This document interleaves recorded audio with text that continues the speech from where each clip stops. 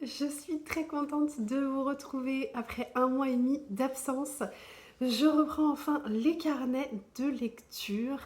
Donc comme je vous l'avais dit précédemment, donc je faisais une petite pause au niveau des carnets de lecture puisque j'ai eu quelques soucis de santé qui m'ont obligée à me faire opérer. Et donc pour la récupération, c'était quand même important que je prenne ce temps-là. En plus de ça, j'ai repris le travail il y a 2 ou 3 semaines maintenant et ça a été un peu chaotique. Les semaines ont été très très très chargées, donc j'ai pas pris le temps de filmer avant ça. Et pour ne rien vous cacher, la dernière raison à cette absence aussi, c'est le Grand Prix d'électrice L qui m'a beaucoup occupée ces 2 derniers mois. Étant donné que je ne peux pas vous parler de ces lectures avant que le Grand Prix publie dans le magazine Elle, bah du coup ça n'a pas forcément d'intérêt, surtout que j'étais vraiment focus sur ces lectures du Grand Prix d'électrice Elle. Le Grand Prix se termine puisqu'il se termine le 4 mai, on a jusqu'au 4 mai pour rendre nos derniers avis. Alors ça me fait un petit pincement au cœur de savoir que ça se termine parce que l'année est passée très vite. Mais je suis quand même contente aussi, puisque voilà, je vais pouvoir passer à autre chose. Donc voilà, c'était que du positif cette expérience. Mais c'est vrai que je suis contente aussi de passer à autre chose. Donc du coup, j'ai terminé toutes mes lectures pour la sélection du mois d'avril. Il y avait, comme tous les mois, un roman policier, un roman et un livre de non-fiction. Donc j'ai terminé toutes ces lectures. Je ne vous en parlerai pas ici puisque le Grand Prix n'a pas publié dans le magazine, donc j'attends tout simplement. Je vous ferai une vidéo spécifique. D'ailleurs, si ça vous intéresse, vous pouvez retrouver sur la chaîne mon épisode 3 avec la sélection des livres du mois de mars. Et donc je vous ferai un épisode 4 avec la sélection des livres du mois d'avril. Mais voilà, bon, j'ai eu un joli coup de cœur pour le roman policier que j'ai adoré, donc j'ai hâte de vous en reparler. Et c'était une belle sélection, j'ai beaucoup aimé cette sélection du mois d'avril. Je trouve que on termine ce Grand Prix en beauté, donc c'est parfait. Donc, étant donné que toutes les lectures sont terminées, je vais pouvoir passer à autre chose et vous montrer un petit peu plus mes lectures. Donc c'est aussi pour ça que je reprends gentiment ce rythme des carnets de lecture. J'espère pouvoir tenir le rythme que j'avais avant. Pour ce qui est de mes lectures, alors pour l'instant du coup j'ai terminé hier soir le dernier livre du coup du Grand Prix, donc j'ai rien pris, en tout cas rien en version papier, mais j'ai une lecture audio en cours, donc je vais pouvoir vous en parler un petit peu. Je vais vous emmener avec moi toute cette semaine puisque j'ai la chance d'être en vacances depuis hier soir, donc je suis très contente parce que j'attendais ces vacances avec impatience. J'avais pas eu de vacances depuis Noël, enfin j'ai eu quelques jours à Noël, mais c'est passé très vite et voilà, donc je suis contente d'être en vacances. On part dès demain matin du coup pour une semaine avec mon conjoint et mon fils, donc du coup on est très contents de partir tous les trois, ça va nous faire du bien, donc je vais vous emmener avec moi. Euh, le cadre habituel que vous connaissez, donc celui qui est là, vous ne l'aurez pas pendant une semaine puisque on partira un petit peu en vadrouille. Cette longue introduction étant terminée, je vous propose de vous installer bien confortablement comme d'habitude. Prenez votre petite boisson chaude ou froide selon vos goûts et je vous propose qu'on démarre la semaine ensemble. Je vous propose donc de vous présenter une réception que j'ai faite avant-hier, je crois. Donc je ne peux pas vous faire l'unboxing parce que je l'ai ouvert, hein, mais je vais quand même vous présenter. Il s'agit d'un livre qui m'a été envoyé par Babelio et HarperCollins, du coup c'est un partenariat. Il s'agit de la bibliothèque des livres brûlés de Brianna Labusque. Pas sûre que ça se prononce comme ça, mais voilà. C'est un roman qui me faisait très envie quand Babelio a proposé de me l'envoyer. J'ai un peu sauté sur l'occasion parce que ça a l'air assez sympa, enfin assez sympa. La thématique est assez dure puisque ça se passe pendant la Seconde Guerre mondiale, mais c'est plein de promesses ce roman. Alors, vous le voyez peut-être ici, ce sont les épreuves non corrigées que j'ai reçues. Le livre paraîtra le 3 mai, donc à l'heure où je vous parle, il n'est pas encore paru puisqu'on est le 29 avril. Mais quand vous aurez cette vidéo, il sera déjà sorti en librairie. Vous pouvez donc le retrouver en librairie lorsque la vidéo paraîtra. Donc, je vous lis peut-être la quatrième de couverture. Berlin 1933, l'écrivaine Althea James reçoit une invitation pour participer à un programme d'échange culturel en Allemagne. Pour une fille d'une petite ville du Maine, Berlin paraît follement attrayante avec un charismatique nouveau chancelier à la barre. Jusqu'à sa rencontre avec une femme à la beauté obsédante qui lui fera remettre en question tout ce qu'elle croyait savoir sur ses hôtes et elle-même.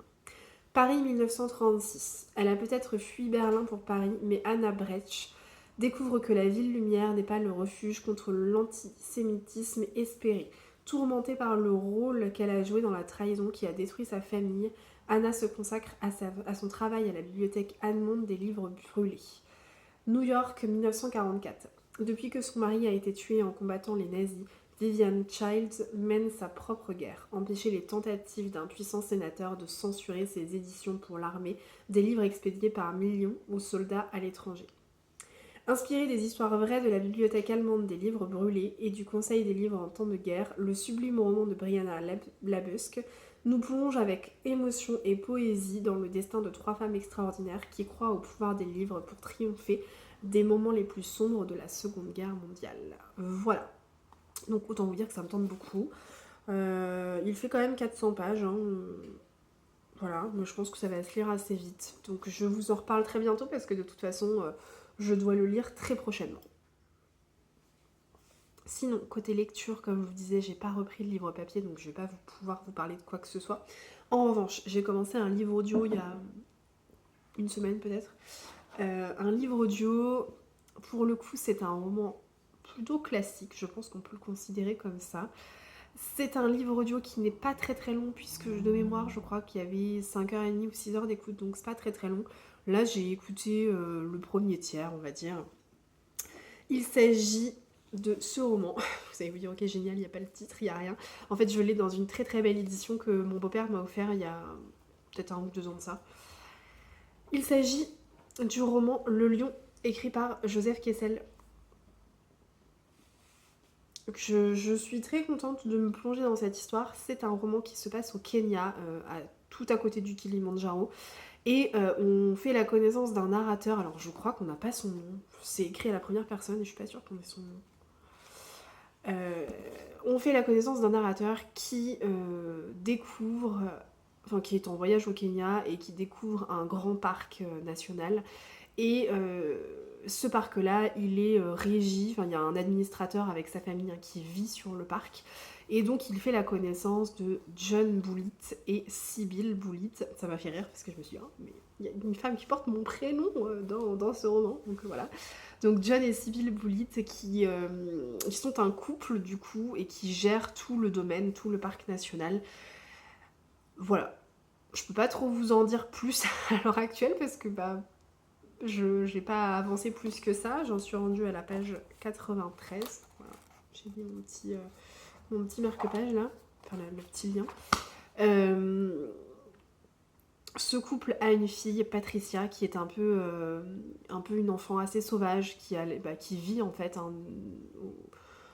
au rythme du Kenya, au rythme de la nature, au rythme des animaux, au grand désespoir de Sibyl, qui elle aimerait qu'elle ait un peu plus de savoir-vivre, qu'elle ait un peu plus de savoir-être. Elle voudrait l'envoyer en Angleterre pour qu'elle puisse apprendre les bonnes manières.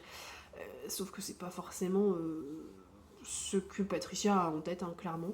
Donc voilà, donc le narrateur rencontre d'abord Patricia, puis ensuite il rencontre John et Sibyl Boulit. Et je pense que c'est un petit peu autour de ça que va se porter l'histoire. Alors c'est vrai que j'ai trouvé que c'était un petit peu long à se mettre en place en termes d'intrigue. Par contre, ce qui est vraiment bien, c'est qu'on est complètement plongé dans l'ambiance du Kenya. Enfin, moi, je l'écoute en voiture en ce moment et j'ai l'impression de me retrouver au fin fond de la savane, en plein milieu du Kilimandjaro. Donc, c'est plutôt sympa. Ça donne vraiment envie de voyager, ça donne envie d'être en été, d'avoir un peu de chaleur. Donc, j'avoue que c'est plutôt une lecture assez enivrante. Je n'ai pas grand chose de plus à vous dire pour aujourd'hui. On va faire nos valises pour partir demain matin. Donc je vous emmène avec moi. Bien évidemment, j'ai prévu d'emmener des livres, hein, puisqu'on va être quand même sur un rythme calé quand même sur notre fils. Donc notre fils n'a que 15 mois. Donc du coup, forcément, il fait des siestes et voilà. Donc je pense que je vais avoir quand même quelques temps de lecture qui vont me permettre de découvrir des petites pépites. Je sais déjà ce que je vais emmener comme livre, je vous les montrerai. Pour le coup, là, ça fait quand même quelques mois que je suis très focus sur le Grand Prix des lectrices L, comme je vous disais. Donc, ce sont des lectures qui sont quand même imposées finalement. Donc, il y a eu des très belles découvertes, mais il y a aussi des livres qui ont été un peu moins sympathiques à lire pour moi. Et donc là, j'ai vraiment envie de lire des livres hyper faciles à lire, dans lesquels on est très vite pris, avec une ambiance très, très addictive, avec un rythme effréné et pouvoir comme ça enchaîner les lectures. Donc je pense que je vais prendre pas mal de livres un peu feel good. Je me tâte à prendre d'ailleurs Les Possibles de Virginie Grimaldi, parce que ça fait longtemps que j'ai pas lu de Virginie Grimaldi. Donc je me dis tiens pourquoi pas, voilà, ce genre de livre là je pense que je vais prendre et ça va être probablement les lectures que vous allez voir passer cette semaine. Donc si vous n'êtes pas fan de ce genre de littérature, je m'en excuse mais pour le coup on sera plutôt sur ce style là. Après vous avoir fait quelques carnets de lecture 100% thriller, voilà, là on sera plutôt sur quelque chose d'un petit peu plus léger je pense. Allez, sur ce, je vous laisse ici et je vous dis à plus tard.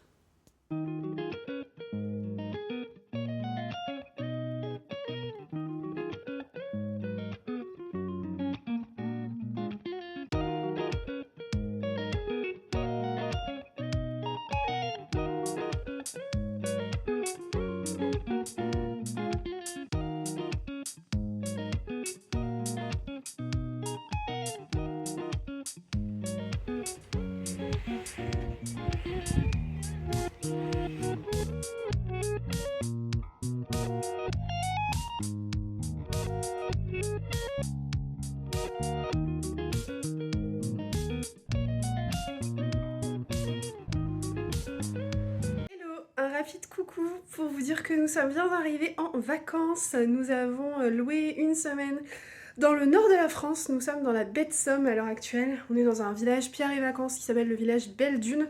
Je vous donne la référence parce que pour le coup, si jamais un jour vous avez envie d'aller dans la baie de Somme, c'est plutôt sympa comme endroit, surtout si vous avez des enfants parce qu'il y a beaucoup de choses organisées pour les enfants, que vous ayez des tout petits ou des plus grands, donc c'est plutôt sympa. En termes de lecture, j'avance pas mal, honnêtement, donc je vais vous montrer tout ça. J'ai pu lire La Remplaçante, qui est un roman graphique illustré par Matou et écrit par Sophie Adriensen, qui est vraiment très très bien. Et j'ai également pu lire Le Pavillon des combattantes de Emma Donoghue. Donc je vous en reparlerai parce que c'est une lecture que j'ai beaucoup aimée. Et donc voilà, là je suis entre plusieurs lectures. Je vous montrerai tout ça plus tard puisque là nous allons passer la journée à Saint-Valery de Somme.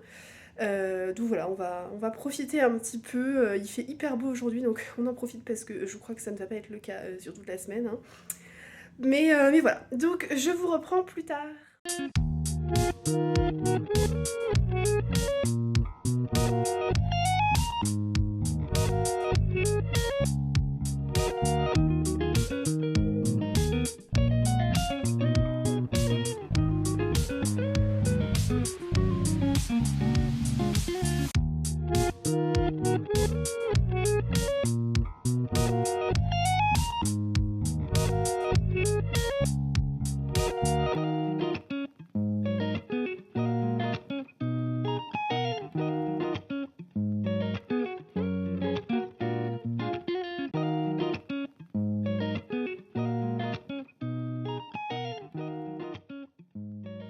Hello, on se retrouve aujourd'hui, on est jeudi et je viens enfin vous parler de mes lectures. Je prends le temps de venir vous raconter un petit peu les livres que j'ai pu découvrir cette semaine.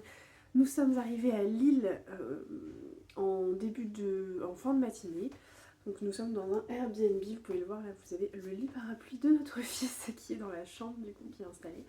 Et il vient juste de terminer sa sieste, donc on attendait gentiment pour pouvoir aller se promener et découvrir cette ville qu'on ne connaît pas.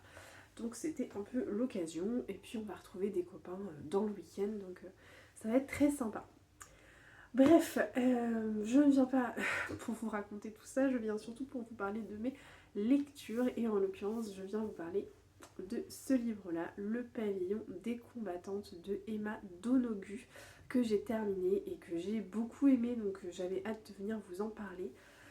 Ce livre-là, ça fait une éternité qu'il traîne dans ma palle puisque c'est ma maman qui me l'a prêté il y a un an de ça, je pense. J'avais tout juste accouché, je crois, quand elle me l'a prêté. Et je ne l'ai pas sorti de ma palle depuis. J'attendais un petit peu, donc voilà. Donc maintenant, je l'ai lu. C'est désormais chose faite. Je vais pouvoir lui rendre. Et je l'ai lu en partie grâce à Charline qui a organisé une lecture commune sur son compte. Donc c'était l'occasion. Je vous remettrai son pseudo juste en bas. Et donc nous avons fait une lecture commune à trois puisqu'il y avait Charline et également Eva. Donc pareil, hein, je vous mettrai son pseudo. Et c'était très sympathique de lire ce livre en commun avec elles. Elles étaient toutes les deux hyper emballées par cette lecture, même si on est tombés toutes les trois d'accord pour dire que c'était une lecture très intéressante, mais pas un coup de cœur pour autant. Ce roman, vous en avez sûrement entendu parler puisqu'il est sorti donc en grand format hein, aux presses de la Cité, donc c'est le livre que j'ai là, l'édition que j'ai là, mais il est sorti également en poche il y a quelques semaines de ça, donc c'est pour ça que vous le voyez sûrement beaucoup passer en ce moment sur les réseaux. Le Pavillon des combattantes, c'est avant tout un roman historique qui se passe à Dublin en 1919 et qui a la particularité de se passer sur 2 jours uniquement. Euh, on fait la connaissance de Julia Power, qui est une infirmière, une jeune infirmière, à qui on va donner la responsabilité du service dans lequel elle travaille, un petit peu par intérim, puisqu'elle n'a pas trop le choix.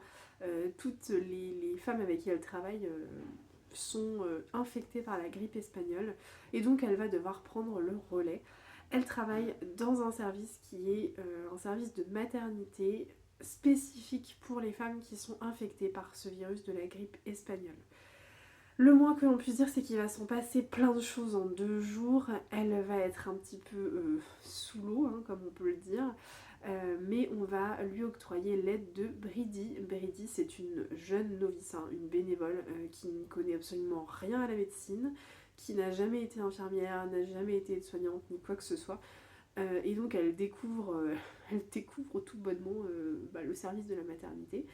Et on lui octroie également l'aide d'une femme médecin, mais une femme médecin qui est suffragette et qui est opposante au régime politique en place, si bien qu'elle alimente énormément les ragots dans l'hôpital dans lequel Julia travaille. Donc ça c'est pour vous dresser un portrait un petit peu de la situation quand on découvre Julia. Il s'en passe plein de choses pendant ces 2 jours où on suit Julia. C'est haletant. Avant même de vous lancer dans ce roman-là, ce que je peux vous dire, c'est qu'il y a énormément de descriptions médicales. Donc, gros warning, si vous êtes enceinte, si vous venez d'accoucher et que vous êtes encore sujette aux variations d'hormones notamment. Et si vous êtes très sensible à toutes les choses médicales, si vous avez tendance à vous évanouir à la vue du sang, ce genre de choses, bon, passez peut-être votre chemin parce que pour le coup, on est dans la description médicale pure et dure. C'est d'ailleurs un petit peu ce qui m'a dérangée au début puisque l'autrice, elle décrit vraiment tous les faits et gestes de Julia. Et pour moi, c'était un petit peu trop descriptif au début. Bon, après coup, on finit par se faire à cette façon de d'écrire et finalement j'ai apprécié. Je me suis bien retrouvée dans ce roman. J'ai apprécié tout ce qui se passe. J'ai apprécié le rythme qui est vraiment oppressant parce qu'en fait il se passe tellement de choses que bon, on est vite embarqué par l'histoire. Et voilà, et ça m'a bien plu. Malgré tout, alors c'est un très bon roman historique, hein, puisque l'autrice a des connaissances incroyables en termes médicaux, certes, mais en termes d'histoire également, puisqu'elle nous décrit la pandémie de la grippe espagnole avec énormément de justesse et énormément de rigueur. Ça m'a clairement fait penser d'ailleurs à la pandémie du Covid hein, qu'on a pu vivre il y a 3 ans de ça. Puisque vraiment on a toutes les descriptions des conseils et des préconisations du gouvernement, enfin c'est vraiment très bien fait. Et donc c'est un excellent roman historique. Malgré ça, ça n'a pas été un coup de cœur. Alors je saurais pas trop expliquer pourquoi. Peut-être qu'il y a ces descriptions médicales qui sont un petit peu trop, un peu de trop finalement. Mais voilà, ça reste une excellente lecture puisque j'ai été vraiment bouleversée par tout ce qui se passe pour Julia, j'ai vraiment apprécié. Après je sais pas, j'aurais peut-être aimé que le roman se passe sur plus de 2 jours, qu'il y ait un petit peu plus de suivi sur la vie de Julia, quelque chose comme ça. Je pourrais pas vous dire pourquoi ça n'a pas été un coup de cœur, ça reste une très bonne lecture, j'ai apprécié et je suis très très contente de l'avoir lu, mais il m'a manqué un petit quelque chose pour que ce soit vraiment un coup de cœur. Je m'excuse si vous entendez beaucoup de bruit et forcément on est dans un Airbnb donc on est dans un espace un petit peu plus petit pardon, que chez nous et donc voilà forcément mon conjoint et mon fils sont de l'autre côté donc vous entendez très probablement du bruit et il y a une machine en route en plus donc c'est génial. Donc bref, je verrai au montage si le bruit est vraiment trop insupportable et je m'arrangerai pour faire autrement si vraiment c'est trop compliqué à l'écoute pour vous. Sinon, en termes de lecture, j'ai terminé tout à l'heure un roman qui est le second roman de Julien Rampin, Le magasin des jouets cassés, que j'avais dans ma palle depuis 1 an également. Ça fait longtemps. En fait, je l'ai acheté à sa sortie ou presque et j'avais très très envie de le lire. Je l'ai laissé traîner un peu et là je me suis dit ok, maintenant que le Grand Prix des lectrices elle est terminé, il faut absolument que je lise le dernier, enfin le deuxième roman de Julien Rampin puisqu'il vient d'en sortir un dernier qui s'appelle La chanteuse de bal que je n'ai pas eu l'occasion de lire. Donc voilà, le fait qu'il ait sorti la chanteuse de bal, ça m'a vraiment donné encore plus envie de lire celui-ci. C'est donc désormais chose faite. Je vous en reparle très bientôt, je viens de le terminer donc j'ai pas encore eu le temps de bien réfléchir à ce que j'allais vous dire, mais ce que je peux quand même d'ores et déjà vous dire, c'est que je l'ai beaucoup aimé. Je ne sais pas encore s'il vient détrôner Grandir un peu, parce que j'avais eu un gros coup de cœur pour donc Grandir un peu. Je ne sais pas encore, mais ça reste une histoire vraiment très très belle et une histoire pleine d'espoir finalement, et j'ai beaucoup aimé. Donc je vous en reparle bientôt. Et je viens d'entamer, là encore c'est un peu le marathon des romans Charleston que je n'ai pas eu le temps de lire l'année dernière. Je viens d'entamer Désenchantée de Marie Vareille. Bon, vous l'avez sûrement vu énormément passer puisqu'il a fait carton plein l'année dernière lors de sa sortie chez Charleston. Il vient de sortir en poche. Moi j'en ai beaucoup entendu parler et en fait je l'ai sorti de ma palle sur les conseils avisés de ma tante, de ma marraine, qui a adoré cette lecture et qui m'a dit mais il est trop bien et elle l'a conseillé à ma filleule, donc je me suis dit bon ok, va quand même falloir que je le lise. J'ai lu pour l'instant 60 pages et pour le moment j'aime beaucoup, je suis bien plongée dedans. J'aurais volontiers continué ma lecture, mais entre temps mon fils s'est réveillé de la sieste, donc maintenant c'est plus l'heure de la lecture, c'est l'heure de vaquer un peu à nos occupations, d'aller découvrir la ville de Lille et on lira Désenchanté un petit peu plus tard, mais je pense que c'est un roman qui se lit avec une facilité incroyable, vraiment. Donc voilà pour mes lectures en cours, je viens vous reparler de tout ça plus tard. En attendant, j'espère que vous passez une très bonne semaine, que vous faites de très belles découvertes livresques. N'hésitez pas à venir me dire ce que vous lisez en ce moment, ça me donne envie en fait quand je vois ce que vous lisez, quand ce sont des livres qui sont dans ma palle, j'ai envie de les sortir direct, donc parfois ça les remet un petit peu ça les remet au début de ma palle et je me dis allez, celui-ci c'est pour la semaine prochaine, ou voilà. Donc n'hésitez pas à me donner vos recommandations lecture et je vous retrouve un petit peu plus tard.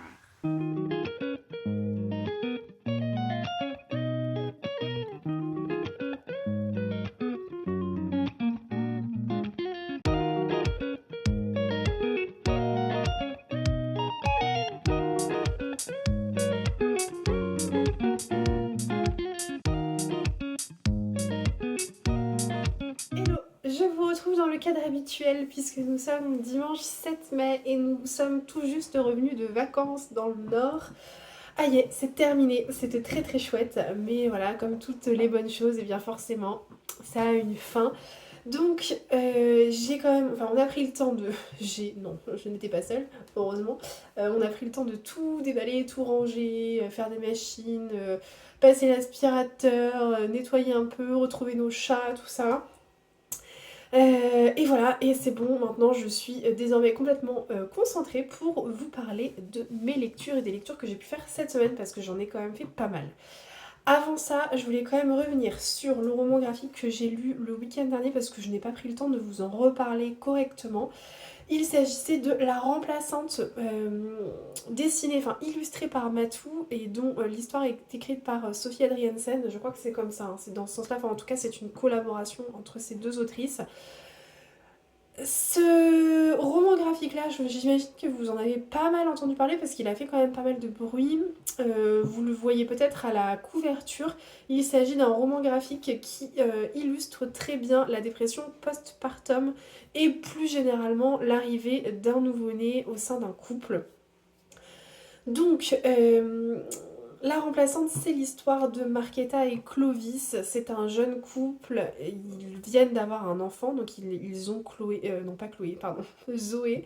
Donc ils ont une petite fille Zoé. Donc Clovis a déjà un enfant ou deux, je sais plus d'ailleurs.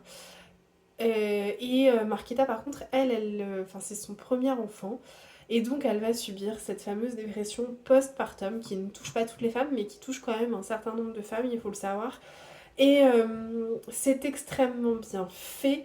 C'est un roman graphique qui aborde avec sensibilité et avec justesse cette dépression postpartum et l'arrivée d'un nouveau-né dans un couple.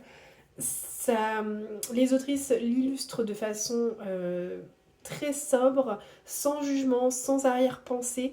Et c'est vraiment très appréciable en fait de lire un roman graphique sur le sujet. Je pense qu'on en parle encore peut-être pas assez.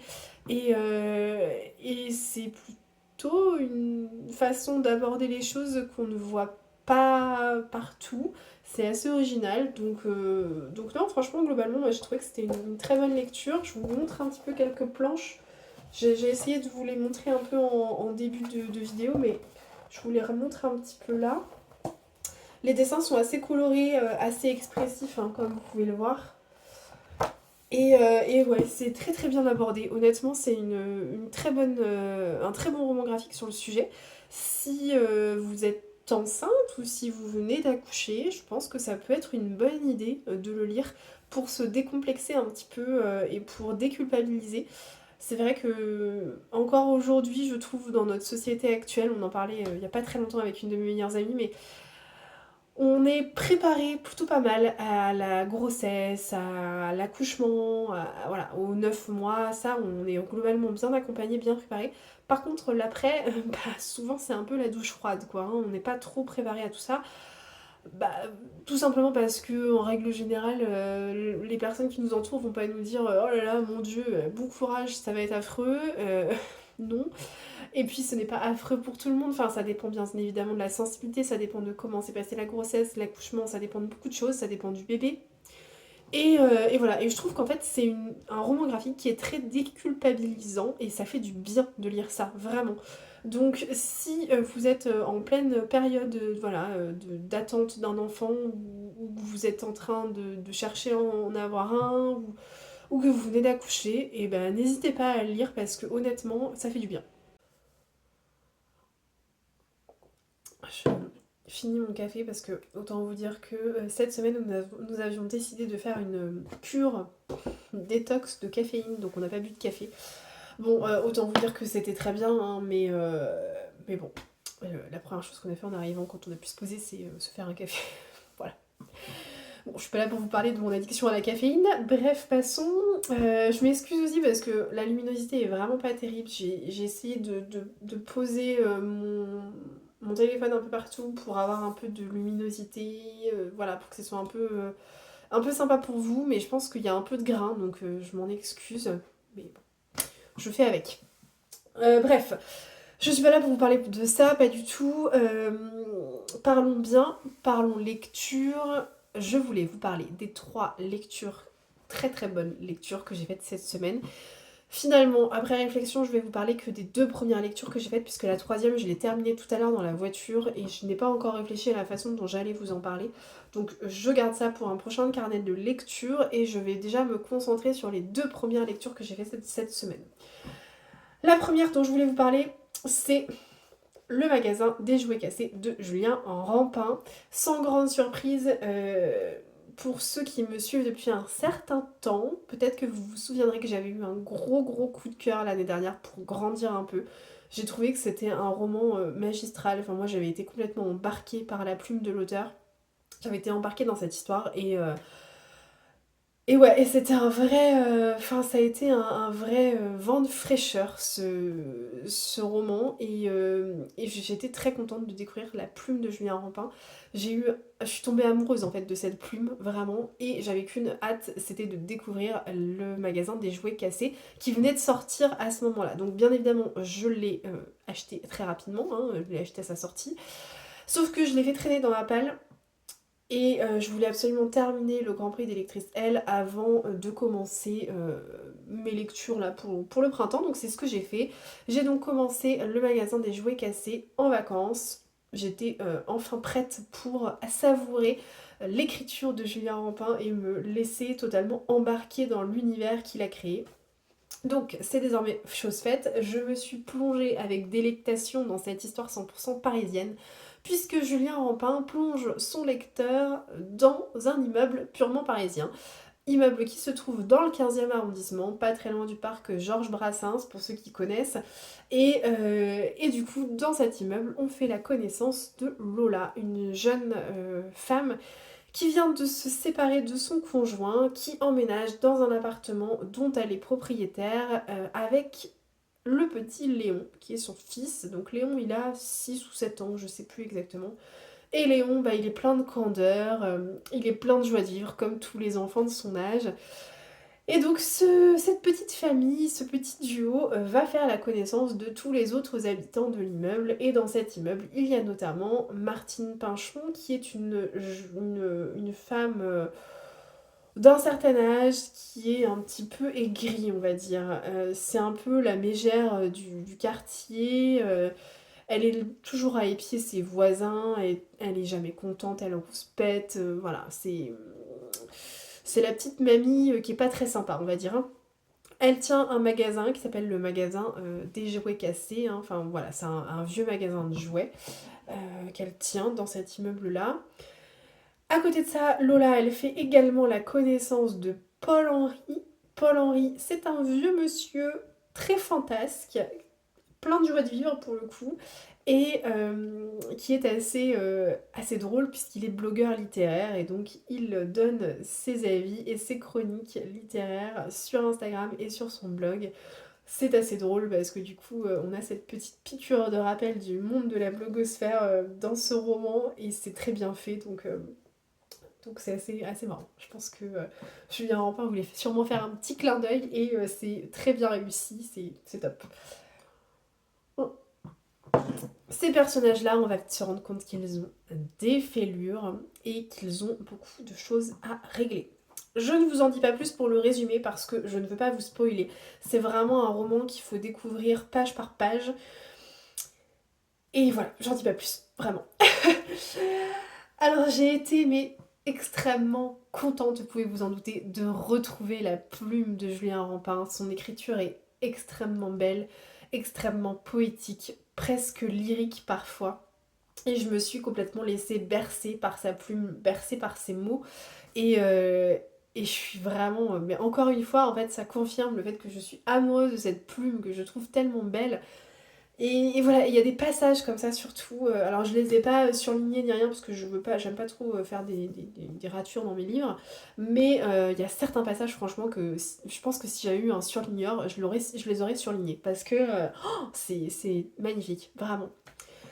Donc j'ai été vraiment contente de découvrir, enfin de retrouver cette plume. J'ai également été contente de découvrir les personnages de Julien Rampin.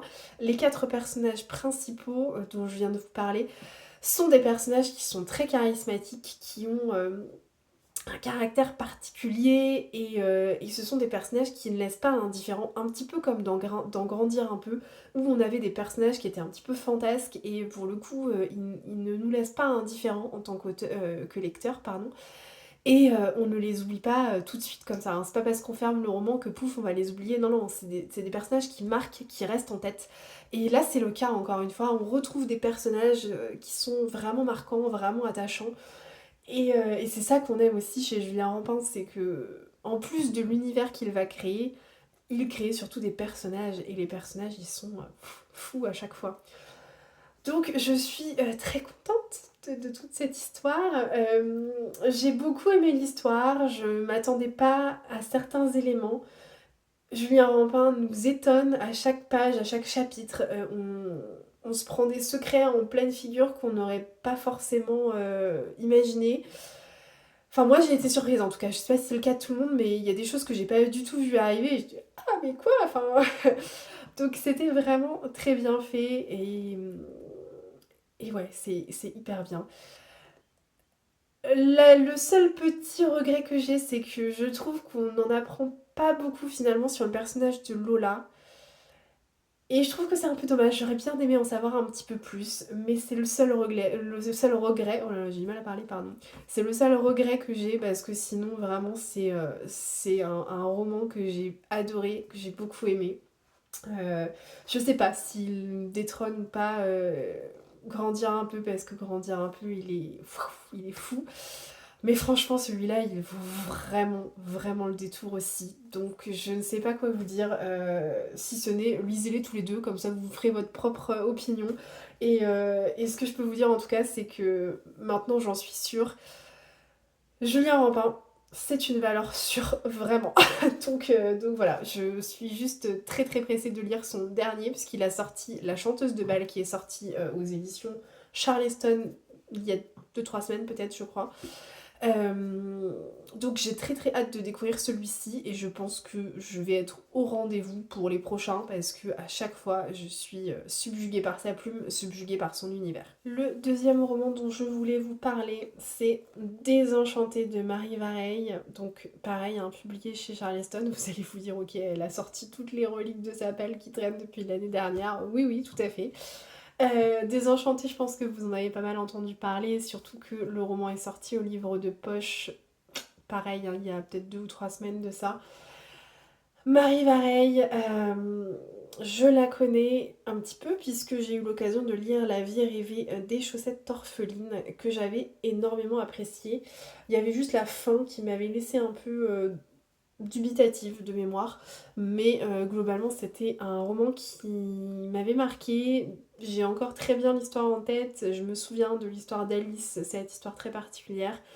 Marie Vareille, elle est un petit peu comme Julien Rampin dans le sens où elle dévoile les secrets au moment propice et c'est ce qui m'avait marqué en fait hein, dans la vie rêvée des chaussettes orphelines, c'est que tous les secrets enfouis ils sont révélés au bon moment à chaque fois et c'est juste incroyable, ça fait un roman dingue.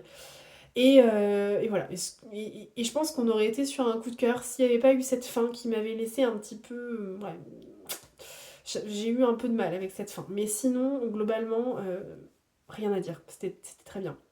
Désenchantée, j'en ai beaucoup entendu parler parce que, comme vous, j'imagine, vous l'avez vu passer sur les réseaux, sur Instagram, sur la blogosphère et compagnie. Mais j'en ai surtout entendu parler dernièrement puisque ma marraine l'a lu et ma marraine a eu un gros coup de cœur pour ce livre. Elle l'a conseillé à ma filleule de le lire et je me suis dit ok bon c'est quand même dommage de le passer à côté. Elle vient de le lire, allons-y. On le met sur le dessus de la palle et on y va. Donc c'est ce que j'ai fait, je l'ai lu et je ne regrette absolument pas. Donc, dans ce roman, nous sommes sur une double temporalité. On fait la connaissance de Fanny, une jeune femme parisienne, enfin, qui vit à Paris en tout cas. Jeune maman, elle est maman d'un petit garçon qui s'appelle Oscar et elle vit en couple avec Esteban. Esteban qui a déjà une fille adolescente d'un premier mariage et Lilou. Donc Fanny est belle-mère si vous voulez. Et la vie de Fanny en ce moment ne se passe pas très bien, enfin en tout cas c'est pas parfait. Sa relation avec sa belle-fille, donc avec Lilou, n'est vraiment pas au beau fixe, c'est très compliqué. Lilou étant en pleine crise d'adolescence, bon, elles ne se comprennent pas, c'est assez tendu. Et en plus de ça, Fanny vise une promotion, puisque Fanny est journaliste, et donc elle vise une promotion, et pour ça, sa chef décide de la faire travailler sur un sujet qui ne l'enchante pas plus que ça. Elle veut que Fanny fasse un papier sur la célèbre disparition de Sarah Leroy, qui a eu lieu une vingtaine d'années auparavant, en 2001, en gros. Pourquoi ça ne l'enchante pas? Eh bien parce qu'en fait, l'affaire de la disparition de Sarah Leroy a mis toute la France en ébullition, quand ça s'est passé, quand ça s'est produit. Mais en fait, Sarah Leroy, Fanny la connaît très bien, enfin en tout cas la connaissait très bien puisque c'était, la meilleure amie d'Angélique, sa petite sœur. Et donc ça va la forcer à renouer un petit peu avec son passé, puisque Fanny n'est pas originaire de Paris. Fanny, elle est originaire du nord de la France, dans une petite station balnéaire, à côté du cap, je sais plus quoi, à Bouville-sur-Mer, voilà, du cap... bon, je sais plus, j'ai un trou. Bref, enfin, dans le nord de la France. Et donc, du coup, cette disparition, elle a clairement choqué tout le monde. Ça a été horrible. Et voilà. Et donc, elle se retrouve à devoir retourner dans le nord de la France alors qu'elle n'y était pas retournée depuis des années. Elle ne parlait plus vraiment à sa petite sœur, plus à ses parents. Donc, bon, voilà. Donc, on en est là à peu près. Elle retourne sur les traces de son passé, clairement, pour découvrir un petit peu ce qui a pu se passer et ce qui est arrivé à Sarah. Voilà. Pareil, je vais m'arrêter là, comme pour le magasin des jouets cassés. C'est un roman pour lequel il ne faut pas en dire trop, puisque j'ai vraiment pas envie de vous spoiler. C'est un roman qu'il faut lire, comme le précédent. Donc du coup, je ne vous spoil pas. J'ai eu un coup de cœur intersidéral pour ce roman. Honnêtement, le coup de cœur que j'attendais avec La vie rêvée des chaussettes orphelines, eh ben, je l'ai eu avec Désenchanté, clairement. J'ai tout aimé dans ce roman. J'ai aimé l'histoire si particulière, j'ai aimé le suspense, les secrets enfouis, le retour dans les années 2000 et toutes les références qu'il peut y avoir, parce qu'il y a un paquet de références des années 2000, c'est juste incroyable, hein. Les références musicales, les références au niveau de la mode, tout ça, tout y passe, c'est très très bien fait. Le décor du nord de la France également, je l'ai beaucoup apprécié, d'autant plus que j'étais dans le nord de la France, donc c'était juste parfait en termes d'immersion, on va dire. Le style de l'autrice, parce que le style de Marie Vareille, il est reconnaissable entre mille, je trouve. Maintenant que je connais un petit peu, je trouve qu'on la reconnaît. Les personnages sont juste incroyables également. Vraiment, j'ai tout aimé. Cette histoire, elle est incroyable, vraiment. Tout est très bien structuré. Il y a beaucoup de... Alors, il y a un petit peu de suspense. Il y a des belles doses de suspense qui sont un petit peu éparpillées dans le roman. Il y a beaucoup de secrets, il y a pas mal de choses. Les thématiques qui sont abordées sont des thématiques qui sont plutôt d'actualité, qui sont... encore une fois, je vous dirai pas ce que c'est parce que je veux pas vous dévoiler le fond de l'histoire, mais ce sont des thématiques qui sont abordées avec beaucoup de justesse et j'ai trouvé que c'était une façon de les aborder très originale. Vraiment. Encore une fois, j'ai été complètement surprise par beaucoup d'éléments dans ce roman, beaucoup d'éléments que je ne voyais pas arriver. C'est ce que je vous disais juste avant, hein, j'allais dire Fanny. Non, Marie Vareille, elle a cette faculté de dévoiler la vérité au moment le plus propice, au moment où c'est enfin vraiment au bon moment, où c'est le bon timing. Et ça donne un roman exceptionnel, vraiment. J'ai beaucoup, beaucoup, beaucoup aimé. J'ai du mal à vous en parler en fait parce que je l'ai tellement apprécié que je ne saurais pas trop quoi vous dire de plus, mis à part que les personnages sont très très justes, très très bons. Fanny au début, bon, je pense que c'est un peu... Mais c'est un peu comme Alice en fait, hein, dans La vie rêvée des chaussettes orphelines. Au début, moi, je me dis, oulala, je vais avoir du mal à m'attacher à ce personnage, elle est un petit peu antipathique, c'est un peu compliqué.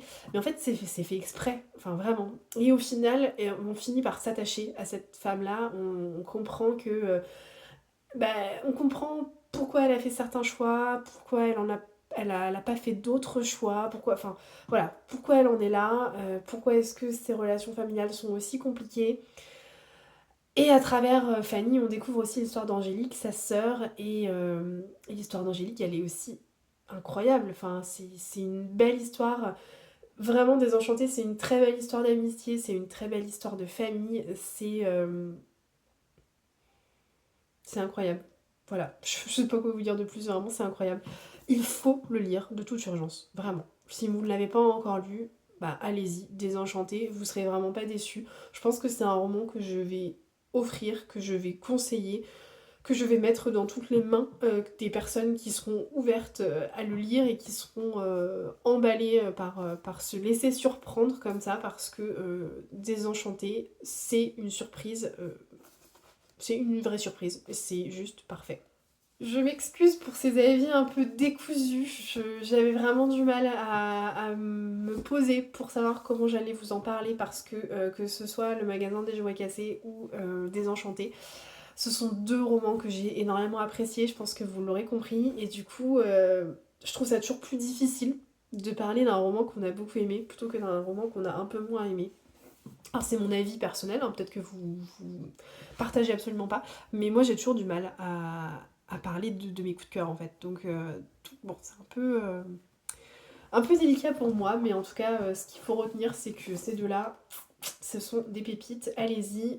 Si vous ne savez pas quoi lire pendant les ponts du mois de mai, vous pouvez partir sur ces deux-là, ce sont des valeurs sûres, vraiment. Sur ce, moi, je vais m'arrêter là pour ce carnet de lecture. Je n'ai pas encore monté le carnet, mais je pense qu'on est aux alentours d'une bonne demi-heure là, donc ce sera déjà suffisant pour cette reprise. Je vous parlerai bien évidemment la semaine prochaine de mes autres lectures en cours. J'espère vraiment que vous avez passé un bon moment en ma compagnie, que vous êtes contents de retrouver ces carnets de lecture. Moi je suis contente de refilmer à nouveau. Cette pause m'a fait du bien, mais vraiment je suis très contente de vous retrouver. Ça m'avait un petit peu manqué pour ne rien vous cacher, donc je suis contente. J'espère que vous avez fait des belles découvertes livresques cette semaine. N'hésitez pas à me dire ce que vous avez découvert, les livres que vous me conseillez de lire. Et puis n'hésitez pas aussi à me dire si vous avez lu les livres dont j'ai parlé cette semaine et ce que vous en avez pensé. Sur ce, moi je vous retrouve la semaine prochaine. Je vous souhaite une très belle semaine et des très belles lectures. Allez, ciao!